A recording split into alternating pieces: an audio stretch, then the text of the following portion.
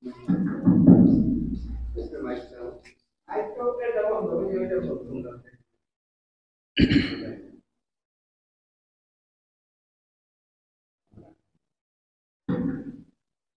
عليكم ورحمة الله وبركاته. وعليكم السلام ورحمة الله.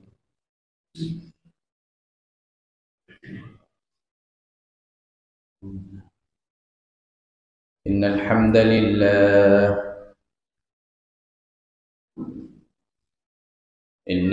لله نحمده ونستعينه ونستغفره ونؤمن به ونتوكل عليه ونعوذ بالله من شرور أنفسنا ومن سيئات أعمالنا. من يهده الله فلا مضل له ومن يضلله فلا هادي له. ونشهد أن لا إله إلا الله وحده لا شريك له.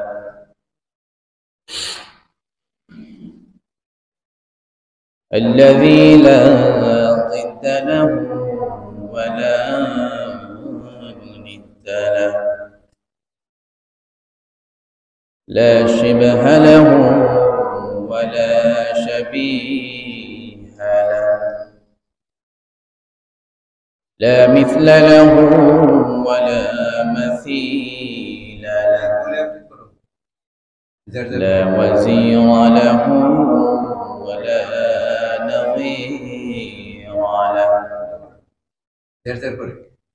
لا ولد له ولا والد له، وهو الواحد الفرد الصمد لم يلد ولم يولد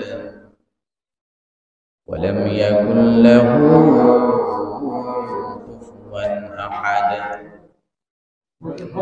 ونشهد أن سيدنا وسندنا وحبيب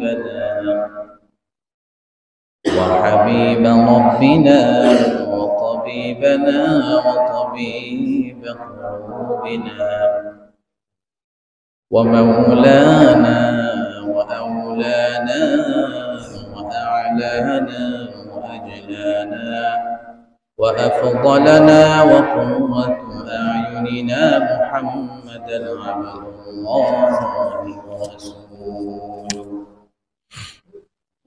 أرسله بالحق بشيرا ونذيرا وداعيا إلى الله بإذنه وسراجا منيرا. أما بعد، قال الله سبحانه وتعالى في كلامه المجيد وفي فرقانه الحميد: أعوذ بالله من الشيطان الرجيم. بسم الله الرحمن الرحيم.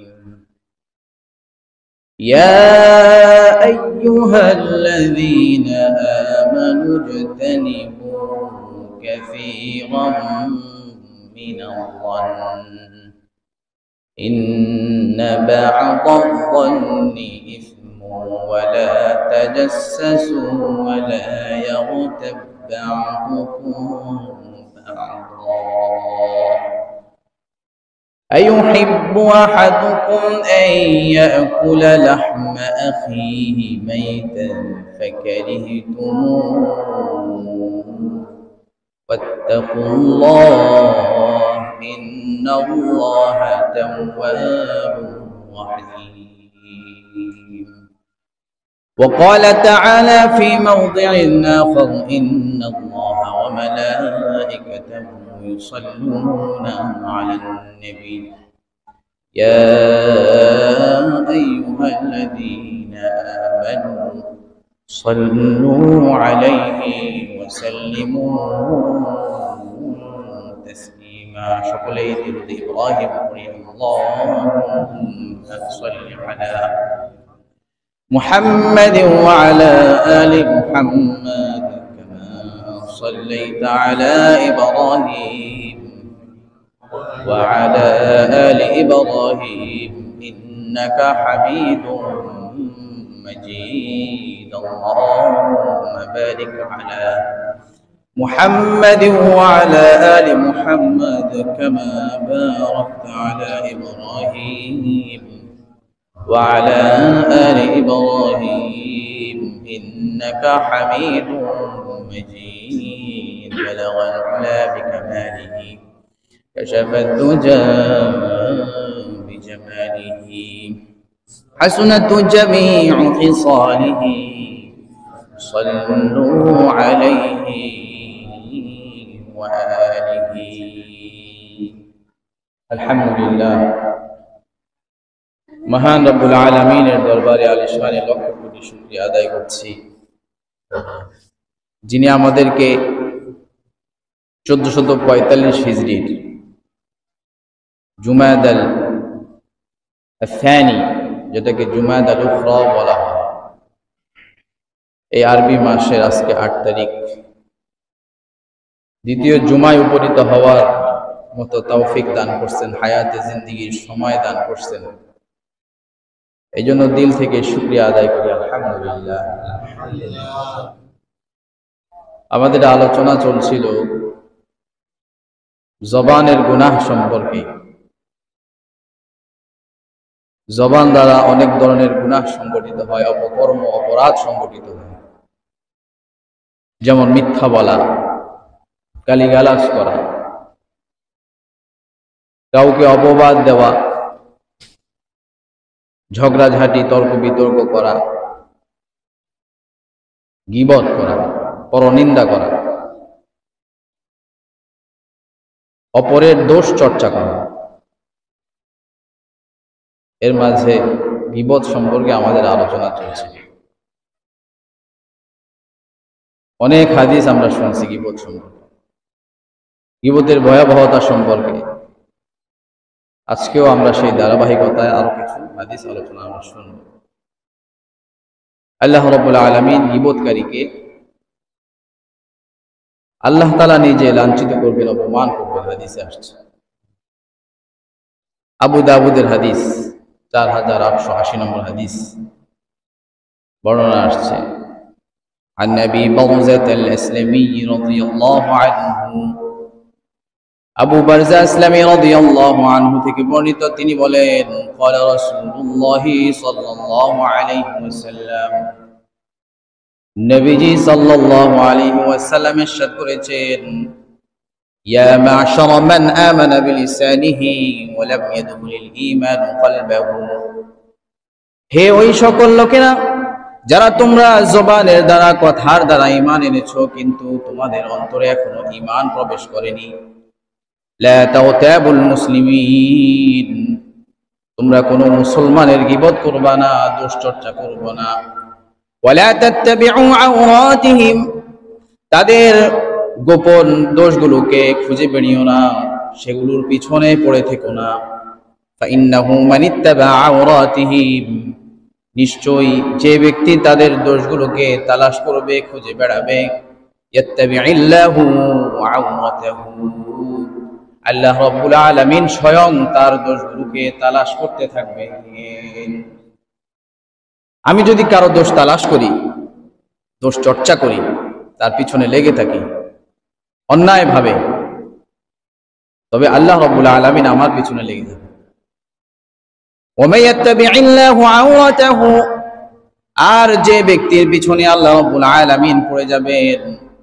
যার দোষগুলো আল্লাহ রাব্বুল আলামিন তালাশ করবেন, ইয়াফদাহুহু ফি বাইতিহি, সে যদি ঘরের অন্দর কুটুরিতে লুকিয়ে থাকে, আল্লাহ রাব্বুল আলামিন সেখান থেকে তার দোষগুলো বের করে তাকে অপদস্থ লাঞ্ছিত করবে। আল্লাহ রাব্বুল আলামিন যদি আমার পিছনে পড়ে, কোনো উপায় আছে? কোনো উপায় নেই।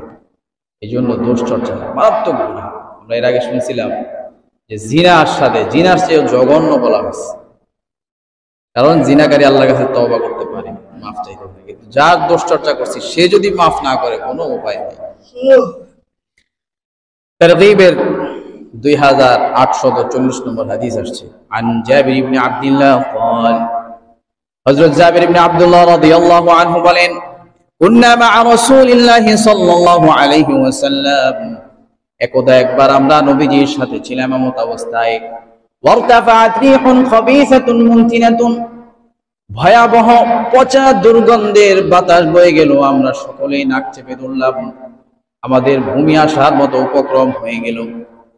فقال رسول الله صلى الله عليه وسلم, অতঃপর নবী আলাইহিস সালাম আমাদেরকে বললেন, আতাদুনা মা হাদা, তোমরা কি জানো এই দুর্গন্ধ এটা কিসের অনুরূপ? তোমরা কি জানো কিসের উপমা হতে পারে এই দুর্গন্ধের? তোমরা কি তা জানো? সাহাবীরা বললেন, না ইয়া রাসূলুল্লাহ, আপনি বলে দিন। নবীজি বললেন, হাদিহি রিহুল লাযিনা ইয়াগতাবুনাল মুমিনিন, যারা মুমিনদের পিছনে পড়ে থাকে, তাদের দোষগুলো তালাশ করে, প্রকৃত অর্থে তাদের দুর্গন্ধ হলো এরকম জঘন্য পচা দুর্গন্ধ, কিন্তু এই দুর্গন্ধ সে পায় না বলে সে দোষ বলে বেড়ায়। এই গন্ধটা সে পায় না, যদি ওইটার সাথে, দুর্গন্ধের সাথে ওটাকে একটা রূপ দেয়া যেত, অনুরূপ করা যাইত, তবে সে এরকম জঘন্য দুর্গন্ধ পাইত। যখনই সে গীবত করত, পরনিন্দা করত, দোষ চর্চা করত অপরের, তবে তখনই সে কি করত, এরকম ভয়াবহ পচা দুর্গন্ধ সে পাইত, কিন্তু আল্লাহ তাআলা সেটার কোনো রূপ দেন নাই। অন্য হাদিসে আসছে, নবীজি সাল্লাল্লাহু আলাইহি ওয়াসাল্লাম যখন মিরাজে গেছেন, সেই মিরাজের ঘটনা, দুশ্চর্চাকারীদের, গীবতকারীদের কি পরিণতি নবী আলাইহিস সালামকে আল্লাহ রাব্বুল আলামিন মিরাজের রাত্রিতে দেখাইছেন। আবু দাউদের হাদিসে আসছে, নবীজি সাল্লাল্লাহু আলাইহি ওয়াসাল্লাম বলেন, লাম্মা উরিজা বি, যখন আমার মিরাজ হলো, আমাকে যখন মিরাজে নেওয়া হলো, মারাতু বিকাউমিন, আমি একটি কওমের পাশ দিয়ে, এক সম্প্রদায়, এক শ্রেণীর মানুষের পাশ দিয়ে অতিক্রম করলাম। লাহুম আওসারুম মিন নুহাসিন, তাদের নখগুলো ছিল তামার তৈরি, তার কাটার মতো বড় বড় নখ। ইয়াখমিশুনা বুজুহাহুম ওয়া সুদুরহুম, তারা তাদের ওই নখগুলো দিয়ে নিজেদের চেহারাগুলোকে খামচাইতেছিল, আশ্রাইতেছিল, তাদের বুক আশ্রাইতেছিল, খামচাইতেছিল। ফাকুলতু ইয়া জিবরিল মান হুম, হে জিবরিল এরা কারা? আমি জিজ্ঞেস করলাম, হে জিবরিল এরা কারা? ক্বালা জিবরিল, জিবরিল আলাইহিস সালাম নবীজিকে জবাব দিয়ে বললেন, হাউলা ইল্লাযিনা ইয়াকুলুনা লুহুমান নাস, এরা হলো ওই সমস্ত মানুষ যারা দুনিয়াতে মানুষের গোশত খেয়ে বেড়াতো, মানুষের গোশত খেয়ে বেড়াতো, অর্থাৎ গীবত করে বেড়াতো। ওয়া ইয়াকুনা ফি আরাদিহিম, এবং তাদের মান সম্মান হানি করার মতো কর্মকাণ্ড করার জন্য সব সময় তালাশে থাকতো। অপরের দোষ চর্চা করা, এটা আমি তো ভাইয়ের গোষ্ঠের সাথে তুলনা করছে, সেই কথাটা এখানে আসছে।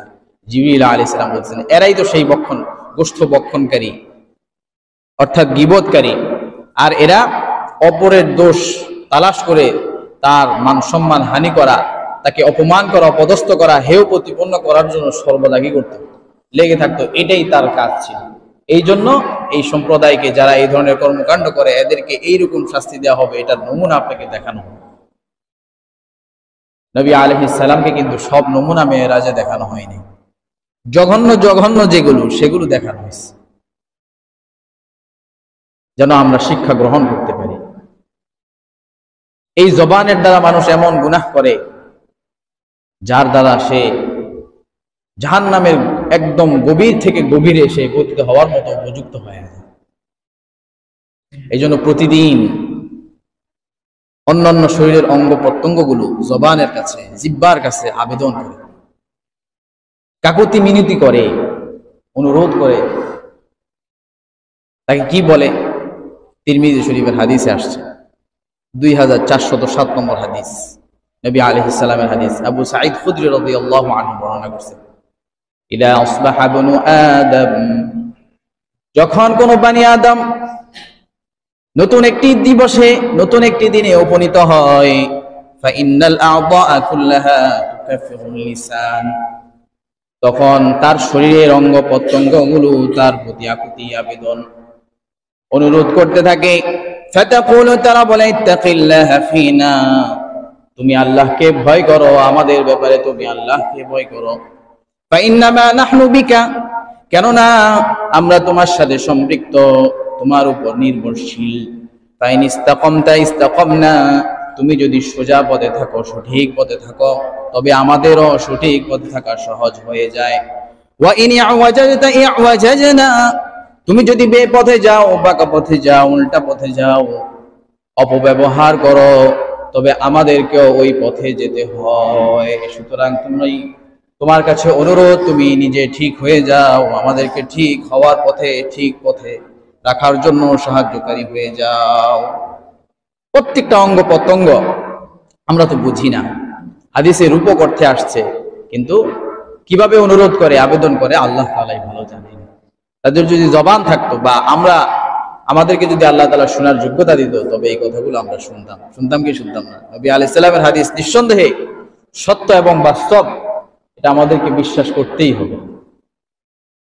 এইভাবে নবী আলাইহিস সালাম হাদিসে বিভিন্ন ভাবে, কত ভাবে বোঝাইছেন যেন আমরা গীবত থেকে নিজেকে বাঁচাই, জিহ্বার অপব্যবহার থেকে, কথা বলার যে যোগ্যতা আল্লাহ তাআলা দিয়েছেন, গুণাবলী দিয়েছেন, এই গুণাবলীর অপব্যবহার থেকে নিজেকে হেফাজত করে, এই জন্য মিসাল দিয়েছেন। শুধু এভাবে ভয় দেখাইছেন তা না, শুধু ওয়াঈদ করছেন তা না, ওয়াদাও করছেন যদি হেফাজত করে। এর আগে আমরা শুনছিলাম যে জিম্মাদার হবে দুই চোয়ালের মাঝের বস্তু জিহ্বার, আর দুই উরুর মাঝের বস্তু লজ্জাস্থানের, আল্লাহ নবী সাল্লাল্লাহু আলাইহি সাল্লাম তার জান্নাতের জিম্মাদার হবে। খুব কমন একটা হাদিস। গীবত প্রতিরোধ করলে, পরনিন্দা দোষ চর্চা প্রতিরোধ করলে এর ফজিলত কি, উপকারিতা কি হবে, এটাও হাদিসে আসছে। তিরমিজি শরীফের 1931 নম্বর হাদিসে নবী আলাইহিস সালামের বর্ণনা আসছে। عن نبي سعيد عن ابي الدرداء رضي الله عنه, আবু দারদা রাদিয়াল্লাহু আনহু বলেন, নবীজি সাল্লাল্লাহু আলাইহি ওয়াসাল্লাম ইরশাদ করেছেন, মান রাদ্দা আন ইরদি আখিহি, যে ব্যক্তি তার ভাইয়ের মান সম্মান রক্ষা করবে, তার সম্মানের উপর আঘাতকে সে প্রতিহত করবে, প্রতিরোধ করবে, রাদ্দাল্লাহু আন ওয়াজহিন নার ইয়াউমাল কিয়ামাহ, আল্লাহ রাব্বুল আলামিন কিয়ামতের ময়দানে, ভয়াবহ দিনে, কঠিন দিনে, সেদিন আল্লাহ রাব্বুল আলামিন তাকে জাহান্নামের আগুন থেকে হেফাজত করবেন, তাকে প্রোটেকশন দিবেন। আমি যদি আমার ভাইয়ের পক্ষে কথা বলি, তার দোষ চর্চা করা থেকে তাকে হেফাজত করি, তো আল্লাহ রাব্বুল আলামিন হাসরের ময়দানে আমাকেও জাহান্নামের আগুন থেকে হেফাজত করবেন। কত বড় সুসংবাদ, কত বড় সুসংবাদ। এই জন্য কোথাও যদি এমনটা হয়, আমার কাছে করুক, অপরের কাছে করুক, যার কাছেই করুক, তাকে থামায় দিব, এই নিয়তে যে আল্লাহ তাআলা আমাকে জাহান্নামের আগুন থেকে এইভাবে হেফাজত করবে, যেমন এইভাবে আমি তার ইজ্জত সম্মানকে, মান সম্মান নষ্ট হওয়া থেকে হেফাজত করছি, সেটা উপস্থিত হোক, অনুপস্থিত হোক। মিশকাত শরীফের হাদিসে আসছে, আন আসমা বিনতি ইয়াজিদ قال, আসমা বিনতি ইয়াজিদ রাদিয়াল্লাহু আনহুমা قالت, তিনি বলেন, قال رسول الله صلى الله عليه وسلم, নবীজি সাল্লাল্লাহু আলাইহি ওয়াসাল্লাম ইরশাদ করেছেন, মান যাব্বা আন লাহমি আখিহি বিল মাগীবাতি, যে কিনা গীবত থেকে কাউকে হেফাজত করলো, কানা হাক্কান আলাল্লাহি আন ইউতিকাহু মিনান নার, আল্লাহ রাব্বুল আলামিনের উপর এটা জরুরি হয়ে যায়, হক হয়ে যায় যে আল্লাহ তাআলাও তাকে জাহান্নামের আগুন থেকে হেফাজত করবেন। কোন ভাইয়ের ইজ্জতকে সে হেফাজত করলো, গীবত থেকে তাকে বাঁচিয়ে দিল, আল্লাহ তাআলার জন্য এটা জরুরি হয়ে যায় যে আল্লাহ তাআলাও তাকে কি করবেন, জাহান্নামের আগুন থেকে বাঁচায়। কত বড় বিনিময়, কত বড় বিনিময়। এই জন্য আমার কাছে করুক, আর অপরের কাছে করুক, সর্বদা সচেষ্ট থাকবো, সচেতন থাকবো যে আল্লাহ তাআলা আমাকে পুরস্কার দিবেন, আমি এখন কি করি, তাকে থামায়া দেই, সেজন্য আর গীবত করতে না পারে। নবী আলাইহিস সালাম প্রায় সময় একটা দোয়া করতেন। অনেক উলামায়ে কেরাম বলেন যে এই দোয়াটা সকলের করা উচিত। কেন করা উচিত? দেখা গেছে আমার অজ্ঞাতসারে আমি না বুঝে না জেনে হয়তো বা কারো বিপদ করে ফেলছি, কাউকে কষ্ট দিয়ে ফেলছি, তখন এই দোয়াটা করলে আশা করা যায় যে কিছুটা লাঘব হবে, কিছুটা হয়তো রাস্তা খুলবে মাফ পাওয়ার। কিভাবে? নবী আলাইহিস সালামের একটি দোয়া বুখারী শরীফে আসছে, আন আবী হুরায়রা রাদিয়াল্লাহু আনহু قال আবু হুরায়রা রাদিয়াল্লাহু আনহু বলেন, সামি'তু রাসূলুল্লাহি সাল্লাল্লাহু আলাইহি ওয়াসাল্লাম ইয়াকুল, আমি নবীজি সাল্লাল্লাহু আলাইহি ওয়াসাল্লামকে এই দোয়া করতে শুনেছি, আল্লাহুম্মা ইন্নামা আনা বাশার, হে আল্লাহ আমি তো একজন মানুষ মাত্র, আল্লাহুম্মা ফাআইয়ুমা মুমিনিন সাবাবতুহু, হে আল্লাহ এমন হতে পারে আমি কোনো মুমিনকে, কোনো মুসলমানকে কাউকে কটু কথা বলে ফেলেছি, খারাপ কথা বলে ফেলেছি, তার মান সম্মান ক্ষুণ্ণ করেছি, ফাজআল যালিকা লাহু কুরবাতা, হে আল্লাহ আমার এই কৃতকর্মকে আপনি তার জন্য আপনার নৈকট্য হাসিলের কারণ বানিয়ে দিন, ফাজআল যালিকা লাহু কুরবাতান ইলাইকা ইয়াউমাল কিয়ামাহ, কিয়ামতের ময়দানে সে যেন এর কারণে আপনার নৈকট্য পেয়ে যায়,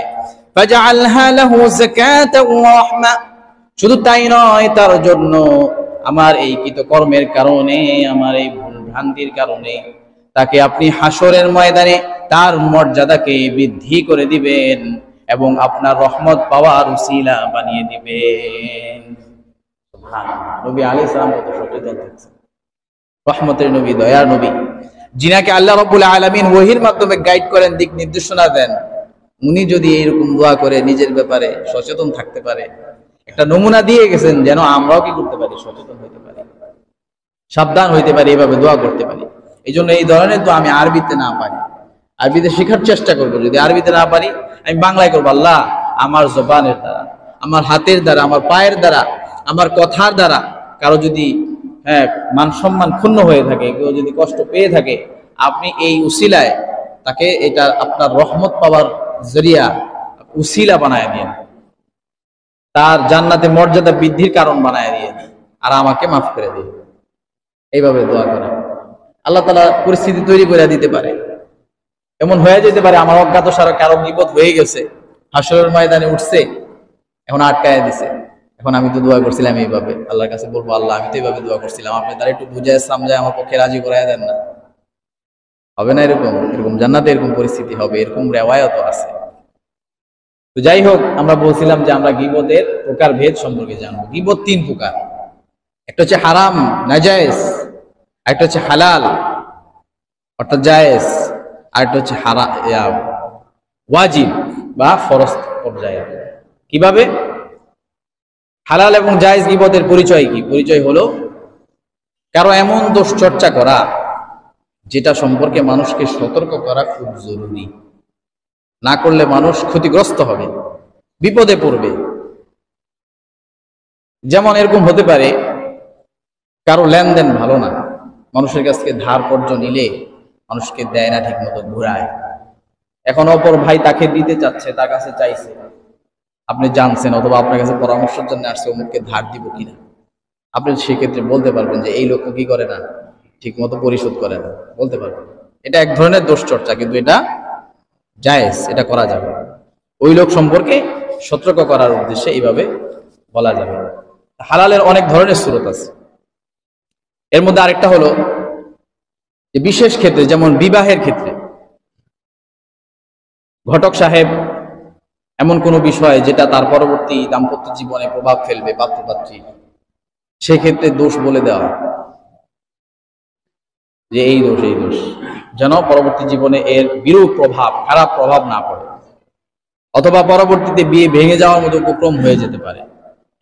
এইরকম এই সমস্ত আলোকে, হাদিসের আলোকে, কোরআনের আলোকে উলামায়ে কেরাম গীবতের যে জায়েজ সুরতগুলো, এগুলোকে 6টা ভাগে বিভক্ত করছেন মোটা দাগে। আন্নাল গীবাতা তাজুজু ফি হালাত, গীবত 6টা হালতে জায়েজ আছে। এক নম্বর হলো আত-তাযাল্লুম, তারপর হচ্ছে ওয়াল ইস্তিআনাতু ওয়াল ইস্তিফতা ওয়াত তাহযীর ওয়াল মুজাহির ওয়াত তারিফ। আত-তাযাল্লুম মানে জুলুমের ব্যাপারে সতর্ক করা, জুলুমের ব্যাপারে অভিযোগ করা, প্রতিবাদ করা, সেক্ষেত্রে জুলুম উল্লেখ করা, এটাও তো একটা দুশ্চর্চা, এটা করা যায় না। তারপর হচ্ছে আল ইস্তিফতা, আল ইস্তিআনাতু আন তাগয়িরিল মুনকার, খারাপ লোকের যে খারাপি, সে খারাপি সম্পর্কে মানুষকে বাঁচানোর উদ্দেশ্যে সেই খারাপি বর্ণনা করা। আল ইস্তিফতা ও ফতোয়া চাওয়ার ব্যাপারে, ওলামায়ে কেরামের কাছে গেছে, এখন দোষ বর্ণনা করে তারপরে তো ফতোয়া চাইতে হবে, সেক্ষেত্রে দোষ বর্ণনা করা জায়েজ। আত-তাহযীর, এটাও এক ধরনের সতর্কতা জন্য, সতর্ক করার জন্য। ওয়াল মুজাহিরু বিল ফিসকি, কারো পাপাচারকে স্পষ্ট করার জন্য দোষ চর্চা করা, গীবত করা জায়েজ। ওয়াত তা'রিফ, অথবা কোনো দোষ না বললে মানুষ তাকে চিনবে না। যেমন এলাকার মধ্যে দুইজন লোক আছে, দুইজনের নাম আব্দুল্লাহ, একজন হচ্ছে লম্বা, একজন হচ্ছে খাটো। তো খাটো তো আমাদের দৃষ্টিতে কি দোষ না, এটা আয়েব। এখন আমাকে বললো ভাই অমুকের বাসাটা কোথায়, এখন আমি বলবো কি ওই খাটো করে, এটাও তো দোষ চর্চা, এটা জায়েজ আছে। এইগুলো যে জায়েজ আছে, এগুলোর সম্পর্কে হাদিসে কিছু নমুনা আমি জড়ো করছি, আমরা এই হাদিসগুলো ইনশাআল্লাহ শুনব, একসাথে হাদিসগুলো ইনশাআল্লাহ আসবে। বুখারী শরীফের হাদিসে আন ইবনে উমর রাদিয়াল্লাহু আনহু قال ইবনে উমর রাদিয়াল্লাহু আনহুমা বলেন, কানা লিরাসূলিল্লাহি সাল্লাল্লাহু আলাইহি ওয়াসাল্লাম মুআযিনান, নবী আলাইহিস সালামের দুইজন মুয়াজ্জিন ছিলেন, একজন হচ্ছে বিলাল, একজন হচ্ছে বেলাল, আরেকজন হচ্ছে ওয়া ইবনে মাকতুম আল আ'মা, আরেকজন হচ্ছে উম্মে মাকতুম ওরফে কানা। আল আ'মা অর্থ কি? কানা। এখন এখানে যে আল আ'মা বলা হয়েছে, হাদিসে আসছে, বুখারী শরীফের riwayate বর্ণনাও করছেন বড় সাহাবী, উনি কানা কেন বললেন? আসলে হয়েছে এই নাম না বললে কি করবে না, তাকে চিনতে কষ্ট হবে যে উনি আসলে কে। আসলে উনি ছিলেন অন্ধ, এই জন্য এইভাবে আমরা কানা না, মানে শব্দ আল আ'মা শব্দের অর্থ আমরা অন্ধও করতে পারি, কানাও করতে পারি। তো এইভাবে কি করা, কারো পরিচিতির জন্য বলা যেতে পারে। যেমন লোকটা কালো করে, লোকটা নাকি, এখন কালো তো একটা আমাদের চোখে, আমাদের দৃষ্টিতে আয়েব না, তো এটা বলা যাবে। তারপর আরো বুখারী শরীফের হাদিসে আসছে, আন আয়েশা রাদিয়াল্লাহু আনহা, আয়েশা রাদিয়াল্লাহু আনহা বলেন, ইন্না হিন্দা বিনতি উতবাতা ক্বালাত, হিন্দা বিনতি উতবা তিনি নবীজির কাছে বলেন, ইয়া রাসূলুল্লাহ, হে আল্লাহর রাসূল, ইন্না আবা সুফিয়ান রাজুলুন শাহীহুন, আবু সুফিয়ান লোকটি খুব টাইট, কৃপণ লোক, ওয়ালাইসা ইউতিনি মা ইয়াকফিনি ওয়া ওয়ালাদি, সে আমাকে আমার সন্তানাদিদেরকে প্রয়োজনীয় খরচাদি দেয় না। এই যে বলো কৃপণ লোক, এটা দোষ চর্চা হইলো না? এখন কিন্তু ফতোয়া চাইতেছেন, এখন বলতে হবে, জায়েজ আছে। তো আমাদেরকে কি করে না, পর্যাপ্ত খরচ দেয় না। ইল্লা মা আখালতু মিনহু ওয়া হুয়া আল গীবা, ওয়া হুয়া, সে তার অনুপস্থিতিতে, ওয়া হুয়া লা ইয়ালাম, তার অনুপস্থিতিতে আমি কি করি, তার কাছ থেকে তার টাকার যে পাত্র বা প্যাকেট বলেন, মানি ব্যাগ বলেন, কিছু টাকা নিয়ে আনি। তখন তো স্বর্ণ মুদ্রা ছিল, রূপ মুদ্রা ছিল। তো নবী আলাইহিস সালাম জবাবে ফতোয়া চাইলেন, নবী আলাইহিস সালাম জবাবে বলেন, খুদি মা ইয়াকফিকা ওয়া ওয়ালাদিকা বিল মারুফ, হ্যাঁ তুমি নিতে পারবা, তবে জুলুম করা যাবে না, সংযমের সাথে নিও, আর অতিরিক্ত নিও না। এভাবে নবী আলাইহিস সালাম ফতোয়া জানায় দিলেন। তার মানে এভাবে কি করা জায়েজ আছে। বুখারী শরীফের এক হাদিসে আসছে, আয়েশা রাদিয়াল্লাহু আনহা বলেন, আন্না রাজুলান ইস্তাআযানা আলা নবী সাল্লাল্লাহু আলাইহি ওয়াসাল্লাম, নবী আলাইহিস সালামের কাছে এক লোক সাক্ষাতের অনুমতি চাইল। তো নবী আলাইহিস সালাম ফালাম্মা রাআহু নবী সাল্লাল্লাহু আলাইহি ওয়াসাল্লাম, নবী আলাইহিস সালাম যখন তাকে দেখলো, তখন বলতেছেন, বিইসা আখুল আশিরা বিইসা ইবনুল আশির, এই লোকটা তার সম্প্রদায়ের নিকৃষ্টতম একজন ভাই এবং সে নিকৃষ্ট সন্তান। ইযানু লাহু ফাবিইসা আখুল আশিরাতি, তাকে আসার অনুমতি দাও, তবে জেনে রাখো সে হলো তার সম্প্রদায়ের মধ্যে নিকৃষ্ট একজন ভাই। এই যে নবী আলাইহিস সালাম নিকৃষ্টতম বর্ণনা করলেন, এটা দোষ চর্চা করলেন না, এটা জায়েজ, কারণ ওনার ব্যাপারে সাহাবীদেরকে সাবধান সতর্ক করলেন, কিন্তু উনি ওনার সাথে খারাপ আচরণ করেন নাই। ফালাম্মা জালাসা তাতাল্লাকা নবী সাল্লাল্লাহু আলাইহি ওয়াসাল্লাম ফি ওয়াজহিহি, নবী আলাইহিস সালাম তার এই দোষ থাকার পরেও তাকে সামনে বসাইলেন, একদম ফেস টু ফেস। ওয়ান বাসাতা ইলাইহি, খুব স্বাচ্ছন্দ্যের সাথে, ফ্রি মাইন্ডে তার সাথে কথা বললেন। উৎফুল্লতার সাথে কথা বললেন। আমরা যেন আয়েশা রাদিয়াল্লাহু আনহা আজীব হয়ে গেলেন। বলতে পরে উনি যখন চলে গেল তখন বলে, ইয়া রাসূলুল্লাহ, আপনি তো তাকে এটা বললেন, কুলতু কাযা কাযা, সে এমন তেমন, আপনি তো বললেন, আবার দেখি আপনি এত সুন্দরভাবে কথা বললেন। তখন বলেন, ইয়া আয়েশা মাতা আহিদতিনি ফাহাশান, তুমি আমাকে কখন কর্কশ ভাষী পেয়েছো, আচরণকারী, এরকম ভাবে খারাপ আচরণকারী কি আমাকে কখনো পেয়েছো?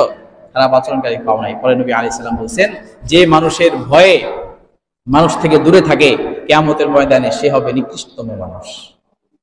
এইভাবে বোঝা গেল এখান থেকে অনেকগুলো শিক্ষণীয় বিষয়। আমাদের যে আলোচ্য বিষয়টা হচ্ছে যে এই হালতেও কি সতর্ক করার উদ্দেশ্যে তার দুশ্চর্চা করা হয়েছে, এটা জায়েজ আছে।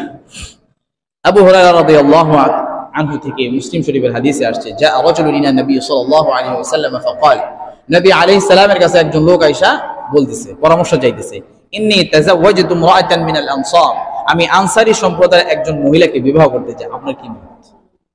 তো নবী আলাইহিস সালাম বলতেছেন, ফানজুর ইলাইহা, তুমি তাকে একটু দেখে নাও, ভালোভাবে দেখে নাও।